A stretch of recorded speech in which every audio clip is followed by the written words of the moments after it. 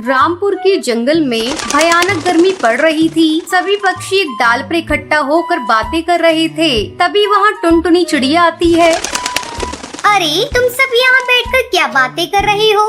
अरे टुनटुनी चिड़िया, तुम कब आई? तुम तो इतनी पिद्दी हो कि किसी को दिखाई ही नहीं दे रही। ज्यादा मत बनो कालू कौवे, इतना घमंड करना ठीक नहीं। तू मेरे पिद्दी होने का मजाक उड़ाता है। रुक, मैं तुझे अभी बताती हूँ। इतना कहकर टुनटुनी चिड़िया कालू कौवे को मारने उसके पीछे पीछे भागने लगती है।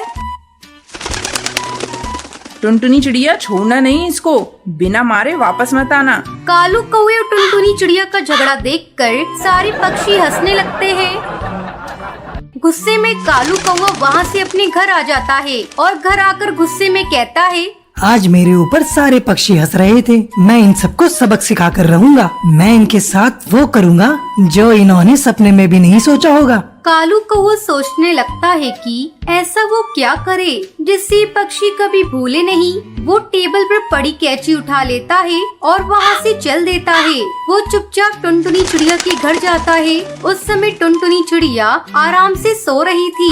चुपके से कालू कौवा टुनटुनी चिड़िया के पास जाता है और उसके पंख काट देता है। आज मजा आएगा। बड़ी चालाक बन रही थी, मुझसे पंगा लेने चली थी पिद्दी चिड़िया। अब मैंने इसको उड़ने के काबिल नहीं छोड़ा। कालू कौवा टुनटुनी चिड़िया के कटे हुए पंख को लेकर घर वापस आ जाता है और उसे छुपा देता है। अगले दिन जब टुनटुनी चिड़िया सोकर उठती है तो वो देखती है कि उसके पंख कटे हुए हैं। वो रोने लगती है। ये क्या? कल रात तो मेरे पंख सही सलामत थे। सोते समय किसी ने मेरे पंख को काट लिया। अब मैं क्या करूं? ऐसी हालत में उड़ भी नहीं सकती।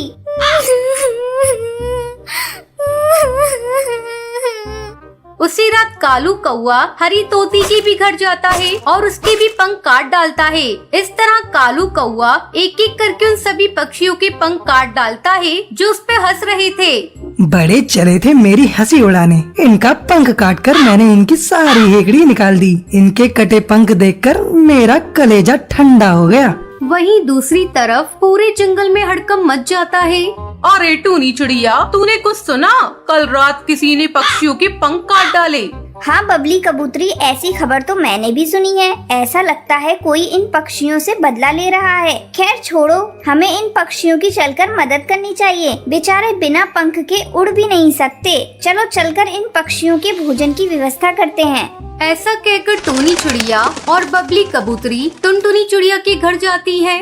अरे टुनटुनी चिड़िया, तुम्हारी ये हालत कैसे हो गई? हमें बड़ा कष्ट हो रहा है। ये लो भोजन, इसे तुम खा लो। टूनी चिड़िया, पता नहीं मुझसे किसकी क्या दुश्मनी थी, किसने मेरे पंख काट दिए। तुम चिंता मत करो टुनटुनी, कुछ दिनों की बात है, फिर तुम्हारे नए पंख आ जाएंगे। उसके बाद टूनी चिड़िया और बबली कबूतरी सभी पक्षियों के घर जाती है और उन्हें भोजन देती है। पक्षियों की हालत देखकर टूनी चिड़िया बहुत दुखी थी। वो दुखी मन से कालू कौवे के घर भी जाती है। टूनी चिड़िया देखती है कि कालू कौवा पक्षियों के कटे हुए पंख से खेल रहा है।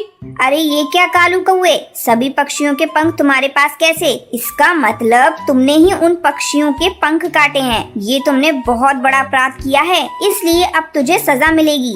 टूनी मौसी, ये सारे पक्षी मेरी हंसी उड़ा रहे थे, इसलिए मैंने उनके पंख काट डाले। मैंने गुस्से में ये सब कर दिया, मुझे माफ कर दो। ठीक है कालू कौवे, इस बार मैं तुझे माफ कर दे रही हूँ, लेकिन अगर आगे से तूने ऐसा कुछ किया तो मैं तुम्हें कड़ी सजा दिलवाऊंगी। तुझे अभी चलकर उन पक्षियों से माफी मांगनी होगी।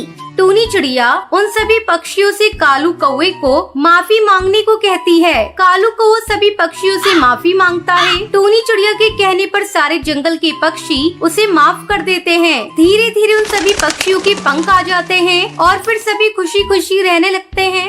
हेलो दोस्तों, हमारे वीडियो को लाइक कर दो, हमारे चैनल को सब्सक्राइब कर दो और बेल आइकन को प्रेस कर दो।